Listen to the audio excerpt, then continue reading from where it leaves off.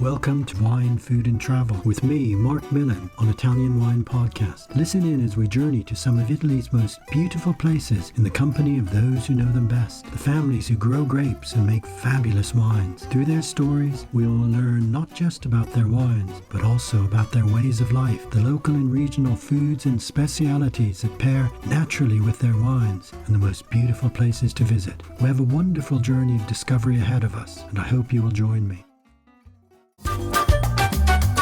This episode is proudly sponsored by Vivino, the world's largest online wine marketplace. The Vivino app makes it easy to choose wine. Enjoy expert team support, door-to-door delivery, and honest wine reviews to help you choose the perfect wine for every occasion. Vivino. Download the app on Apple or Android and discover an easier way to choose wine.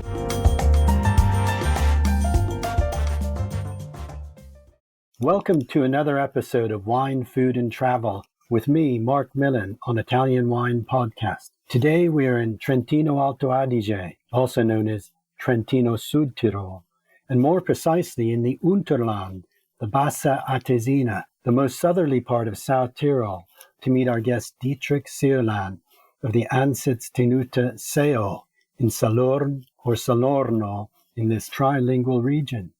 Good morning, Dietrich. How are you today? Hey, good morning, Marc. Happy to be here with you. I'm pretty fine. We are actually harvesting today, so it's a great opportunity to skip some hard work and do some nice work.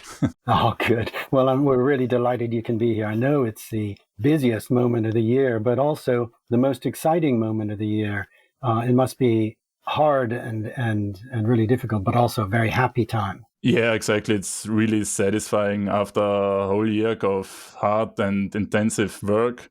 You see the result of this work and you get all the fruit, all the grapes you get in the cellar, you get the new aromas, the exciting colors in the cellar from the vineyard. So it's really, really exciting.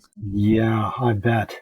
Dietrich, can you share with us the story of Ansitz Tenuta CEO, how your winery came about? And I know you have a deep passion for wine. Has this always been what you knew you were going to do? Yeah, exactly. So just a short recap of the history. So my grandfather already started with winemaking in the 1950s. And then my father came into the wine business as well. And yeah, so he started with his own winery. And 2016, it was my turn to take over the winery. I started completely from the beginning. So I made the brand or the cellar or the name of the winery, Ansitz Tenuta CEO, just to have completely my own business there. So I'm responsible for almost everything. My father is in the background, helping me what he wants to do or what he can to do. Then I have my colleague, Michael, who is helping me in the administration and in the marketing. And in the winery, in the vineyard, in the cellar, I can do whatever I want. So I can express myself. Well, that sounds a wonderful partnership. You and Michael having your different activities, but you being able to oversee work in the vineyard and in the cellar. Dietrich, we are in the Unterland, the Alta Atesina. Can you give our listeners something of a picture of your wine country, the beauty of it, the aspect, the soils, and why it's such a great place to be growing grapes? Is this where you're from? Have you always lived in this area? Yeah, so I grew up in Südtirol, Alto Adige, all my life. I had my few experiences outside of my region. So I did some internship in Australia, New Zealand, and even here in some wineries, in some bigger wineries, just to get my horizon bigger and see new aspects of winemaking. I had a lot of passion always from the beginning. Since I was a little boy, I grew up in the wine business. I was outside with my dad in the vineyard, in the cellar. So I have wine in my blood. Yeah, here in Salurn, in the Unterland, in the so-called Bassa Atesina, we have a really particular place. Like we have the Salurn Klause. It's a passage where the mountains are coming together, and we have a really tiny path through the valley, because usually the Unterland is really wide open. You can see really wide and far from my place. But the place Salurn is, where the mountains come together and the valley gets closer. That's so-called. It's kind of a door, like a gate from the German-speaking part to the Italian-speaking part. Okay, the Bassa Atesina. Yeah. And so this is the Adige, the Adige descending down from the mountains. And in this narrow valley, you're surrounded by mountains. Yeah, that's really nice. So, I mean, you have here almost everything from the low situated vineyards and apple fields. You can go up to the mountains, and from up there you have a beautiful overview over all the landscape, and it's really, really enjoyable. It sounds absolutely stunning. And I guess this whole valley then would have been carved out by the glaciers and resulting in a mix of moraine soils and stone. And what is the main feature of the terroir that makes it so good for growing grapes? Yeah, just imagine, like almost 200 years ago, there was the river, the Edge, and it was not a straight river going down the valley. It was like a curvy one. It went from one side to the valley to the other side, and a few times a year there were the flu, and it was like everywhere was water. And then there came from the Count Care monarchy, the princess or the Kaiser, the chief of the Count Care. He decided to stop this madness, and she began to make the Edge, the river, straight down to the valley. So there were no more diseases, no more plagues in the valley. And the soil from the Edge River went actually on our future fields. So we planted all our fruits, grapes, and apple trees on this very fertility, nutritious soil. I see. So from the flooding of the river, you've got this rich fluvial soil that's perfect for growing fruit of all sorts. Exactly correct. Now you dedicate yourself to working both in the vineyard and you're the winemaker. They're two very different activities. Which aspect of your work do you enjoy the most? Yeah, that's a tricky question. But let's say it's nice to work during the year outside in the vineyard. But when it's coming to harvest season, then it's the best part of the year. Like you get all the results of the hard dedicating work outside in the vineyard, and you can make something. Like in the vineyard outside, you are just cultivating, you are watching that everything goes right and the fruits are growing well. But in the cellar, you can express yourself, you can do some experiments, you can do something new, which is not such a hard process like outside in the vineyard. In the vineyard, you have a fixed schema where you can work in, and in the cellar, you are completely free by yourself. Sure, yeah. And you mentioned that you went abroad to get different experiences in winemaking, different attitudes to and approaches to winemaking. New Zealand, and where else did you say you went? In Australia. And a few other wineries here around. What did you learn from those so-called New World wineries that you brought back to a very ancient and traditional wineland? Yeah, it just opened my eyes for a completely other style of winemaking. So, for example, in New Zealand, I was in a winery who produced so much wine like my whole region here. It was insane, like 150 workers in the winery, in the cellar, and people from all over the world coming together, and we had a really, really good time together. But also in the aspect of winemaking was really interesting, how they produce the wine, how they keep up the high quality of wine. Even they are producing tons and tons of wine. Wow, that's fascinating. So you grow 5 grape varieties: Ruländer, Pinot Grigio, Chardonnay, Merlot, Cabernet, and Lagrein. Can you tell us a little bit about what qualities your terroir gives to these varietals? Maybe concentrate on Ruländer and Lagrein. Yeah, like Ruländer, you said also correctly, it's called Pinot Grigio, but we called it on purpose Ruländer because that's the typical name for the region here. And it's mostly associated also with quality wines, while on the other hand, Pinot Grigio, can be like a burnt name in the wine industry. Some people may be connected with just quantity wine and not so high quality wine. Our Ruländer, it's in the Bunkel, so it's the name of the field. It's called Bunkel. It's a 20 years old Guyot system, so growing on the Guyot system, Ruländer. And it's the perfect age for making a great quality wine. So the harvest season for the Ruländer starts in the beginning of September. Depends on the year, but around about beginning of September. And it's really, really good for the microclimate we have in this area.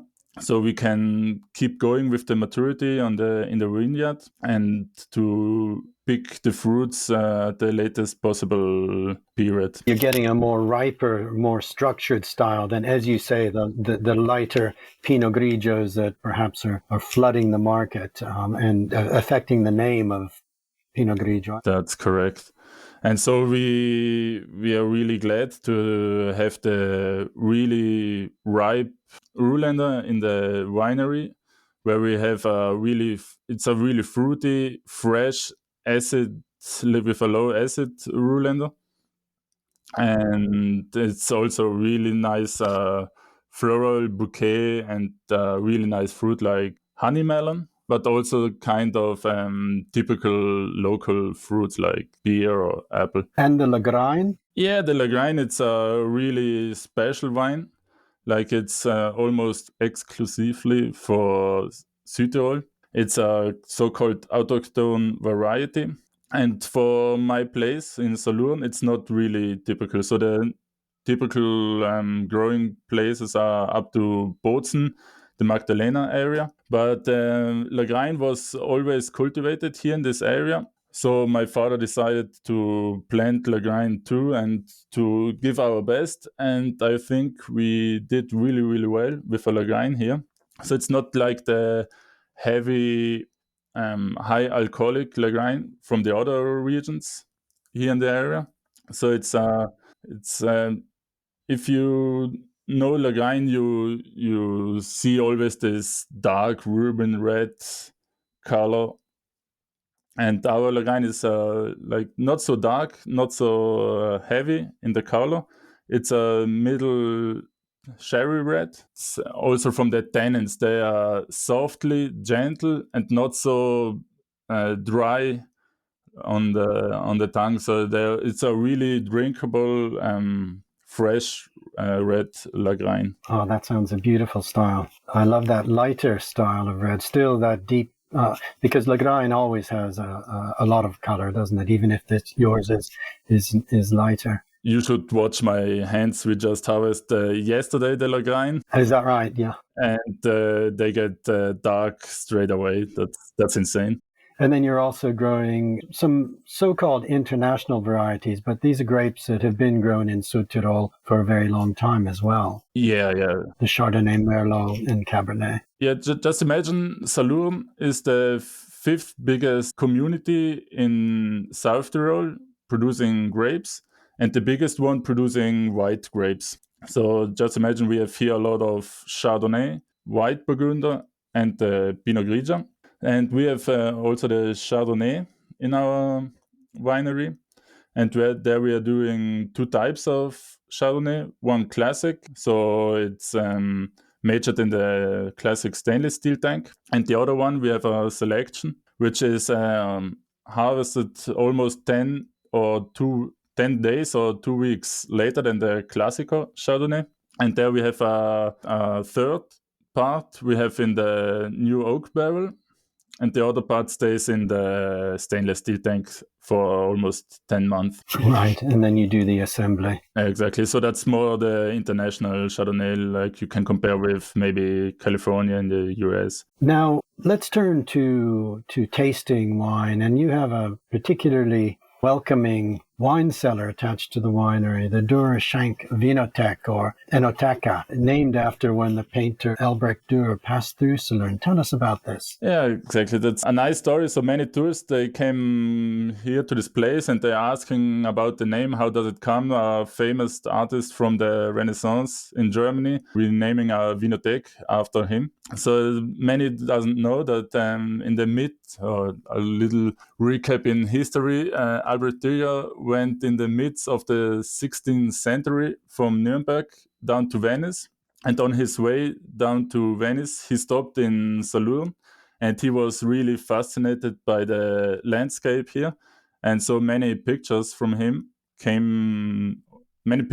are showing the area here. So it's really famous, and so we decided to name the winery or the Vinothek after him. And we have some pictures, not originally from him, but some friends of mine are painters, so they draw a nice portrait from him, and also the route he did in Südtirol. And it's a nice point of view while having a good sip of wine. It sounds perfect, actually. It sounds a very nice way to enjoy your wines as they're meant to be enjoyed, with food, with friends. Yeah, exactly. It's a really nice place. It's a little bit hidden. It's in the middle of the village. So you have to be clever and smart to find it. But the most beautiful places are always hidden a little bit. And when you come down the stairs, you see a nice garden with a lot of people having a chat, having a full glass of wine, and also the typical Marent. We have our own speck and cheese and bread, and You actually produce a speck. yeah, we do some speck. Oh, fabulous. So not in the village, not down in the center. We have a friend of us who is a farmer up in the mountains, and there we are growing our pork, and then when it's time, we are going to harvest the pork. Okay, well, speck is very much a very typical flavor of Südtirol. Isn't it? Always smoked, always a smoked cured. What part of the pig does the speck come from? It's coming from the back, but don't ask me too much, because that's the passion from my dad now. Oh, okay. So when he retired from the winery, he had to do something else. So he started making some speck.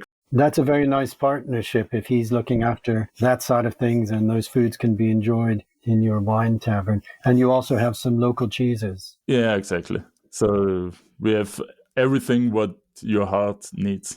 Good. Now, I think for visitors, for listeners to Südtirol, it's such an exciting and different place for many of us to come to, because of this profound Austrian influence, with Austria, with the region being part of Austria for hundreds and hundreds of years. And that's, of course, had a profound influence on the cuisine of the region. Would you say there are any foods particular to the Unterland that you can describe? And what would you say would be the most typical Südtirolese meal that you would eat? And, what wines of yours would you pair with this? Yeah, that if you hear Südtirol, Alto Adige, and you think about food, there's straight in your mind the knödel with goulash. Knödel with goulash. Those are the dumplings. Yeah, I don't know if there's a English term for that cuisine, but I think we would probably say dumpling. I love the knödel, and various types of knödel, correct? Yeah, exactly. We have the Speckknödel, then spinach knödel, cheese knödel. So also for the dessert, we have the prune knödel. Okay, so a sweet dumpling made with plums. Yeah. So Yeah, exactly. So we have almost everything. And now in autumn, the maybe most special food is the What's that? so-called Turkelen. Mm-hmm. Turkelen, it's a typical food you get in different buschenschanks. So that are not restaurants; those are just open restaurants for a few months in the year. It's mostly run by families, and they are doing their own wine, their own food, and it's really, really good. And there you can eat from the Schlutzkrapfen in the beginning, then you get a huge plate of meat like sausages, the blood sausages. You get, I don't know if your listeners likes giblets or, innards. Yeah. We like everything on Italian Wine Podcast. Okay, so I'm curious if someone going to Turklen and is ordering some giblets.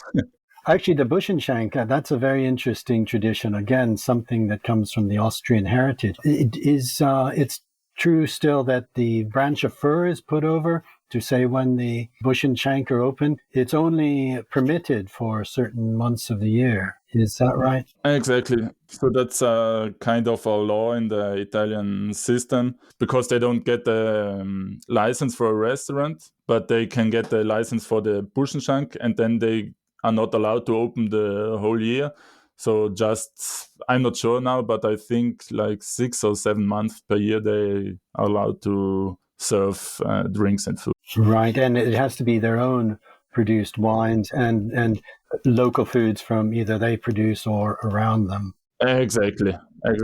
You already had once at Turkelen. Yes, yeah. No, that's just a sort of place I think is really lovely when one finds yourself in an area, and it's a time when these places are open that I would be making a beeline to, and I'm sure our listeners would too. So you're highly experienced. Well, not as much as I'd like to be. I would love to come back because it is such a beautiful area, and I'd like to come to sample your wines too and meet in person. You are more than welcome. It'll be a pleasure. Now, finally, for our listeners, if they find themselves in your area, can you recommend a local restaurant that serves very typical cuisine, and maybe perhaps one also that's doing things a little more creatively? Let's say we have a high standard of restaurants here. And it's hard to pick one restaurant where you should have to go. But we have a nice little restaurant of high quality food in the Trentino, so the village next to us. It's called Vecchia Sorni. It's a good client of us, and he's producing really typical Trentino Südtirol food. And of course, he serves good wine. And it's a little bit above the Piana Rotagliana, so the valley of the Trentino. And you have a really nice overview. You see the Brenta Mountains. I would recommend to go there. Oh, wonderful. That sounds a beautiful spot. Well, Dietrich, thank you so much for taking some time away from your harvest. I know you'll be going straight from the microphone on the tractor. Onto the tractor. I have to pick up the boxes of grapes. Good. Well, it's been a real pleasure learning the story of Ansitz Tenuta CEO, and I really enjoyed talking to you. I look forward to meeting, and I particularly want to visit your Durashanka Vinotech to try your wines over a plate of the speck that your father's made. So best of luck for the 2021 harvest, and I hope to meet soon. Thank you very much, and good day, everyone. Bye-bye for now. We hope you enjoyed today's episode of Wine, Food and Travel with me, Marc Millon, on Italian Wine Podcast. Please remember to like, share, and subscribe right here or wherever you get your pods. Likewise, you can visit us at ItalianWinePodcast.com. Until next time, chin chin.